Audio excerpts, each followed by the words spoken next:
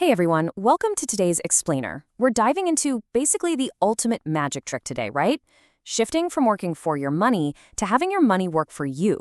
For way too long, we've all been sold this idea that the only way to get ahead is just working harder, pulling longer hours.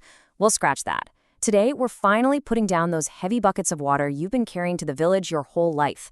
Instead, we're going to look at the exact blueprints for building a permanent, automated financial pipeline, one that does the heavy lifting for you. To actually break this whole concept down, we're pulling our insights directly from Toby Mathis and his incredible guide, Infinity Investing. Now, Mathis is a highly experienced tax attorney. He's literally seen the inner workings of thousands of portfolios over his career. And through all that, he hit the nail on the head regarding how everyday people get trapped in what he accurately calls financial prison. You know the setup, right? It's that person making, say, 150 grand a year, but they're still sweating over credit card bills, locked in those golden handcuffs, living paycheck to paycheck despite a great salary. But here's the best part. Mathis reveals the actual mathematical formulas the wealthy use to break out of that cycle for good. So here's our roadmap for today's explainer. First, we'll find your financial why. Then we'll separate needs, wants, and wishes. After that, we'll hit the 3 rules of wealth, discover the 4 financial classes, and wrap it all up with your 90-day action plan. Let's get into it. All right, kicking things off with Section 1, find your financial why. I want you to just pause for a second and really ask yourself, what does financial freedom actually mean to you? Like, close your eyes and visualize it. Does it mean traveling the globe to connect with your roots? Owning your house free and clear? Or maybe it's just the peace of mind of having a roof over your head with that crushing daily anxiety of a 9-to-5 grind. Look, everyone's answer is going to be totally unique, but you absolutely must have one if you want to succeed. Because here's the harsh reality. A vague goal like, I just want to be rich, yeah, that fails about 99% of the time. You need a deeply personal anchor. To lock in that anchor, Mathis uses this fascinating technique called the why method. The trick here is you don't just pick some surface-level desire and call it a day. No, you identify the goal, and then you repeatedly ask yourself why. So if your goal is to travel, ask why. Is it to understand your ancestry? Okay, well, why does that matter? You keep drilling down layer by layer until you hit a deeply held core value. Maybe it turns out to be a profound need for family connection or wanting to leave a meaningful legacy. Whatever it is, that specific core value, that becomes your true financial anchor. It's the thing that gives you the grit to stick to your budget when those inevitable temptations pop up. And hey, this isn't just some fluffy self-help advice. The data absolutely backs it up. Simply writing down your ultimate core why actually increases your chances of achieving it by a staggering 300%.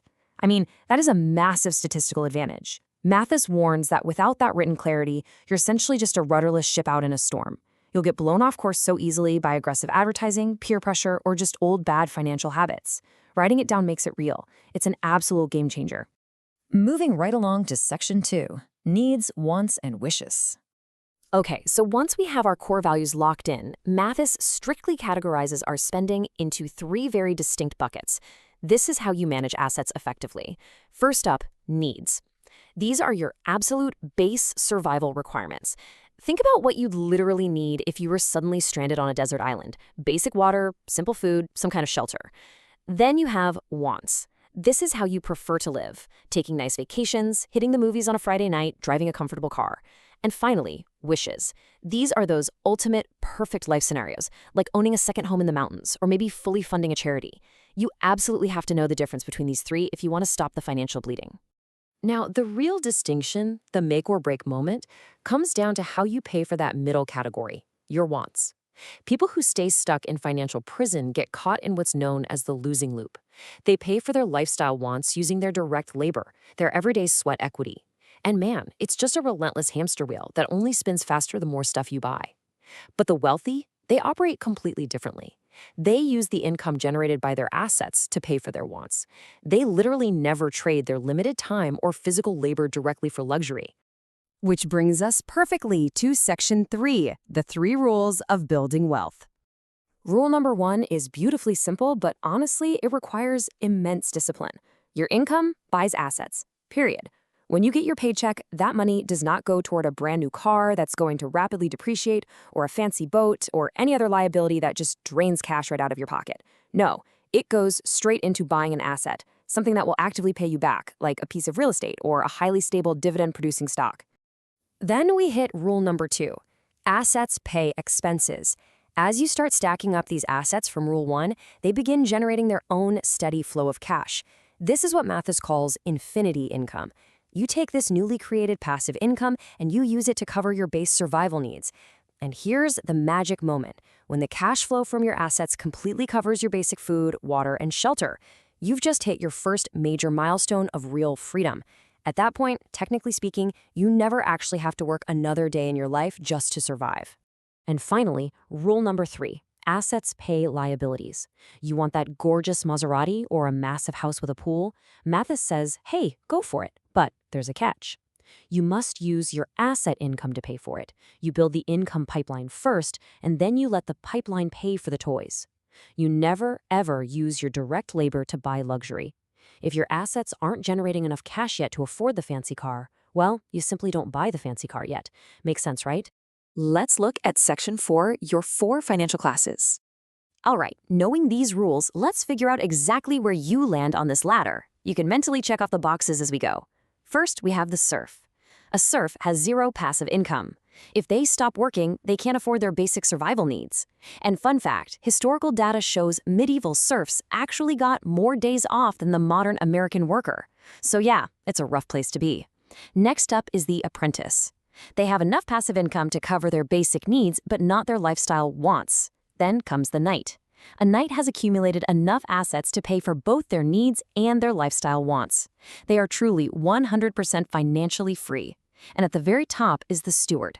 A steward has generated so much excess wealth that their primary focus actually shifts to giving it away and helping others.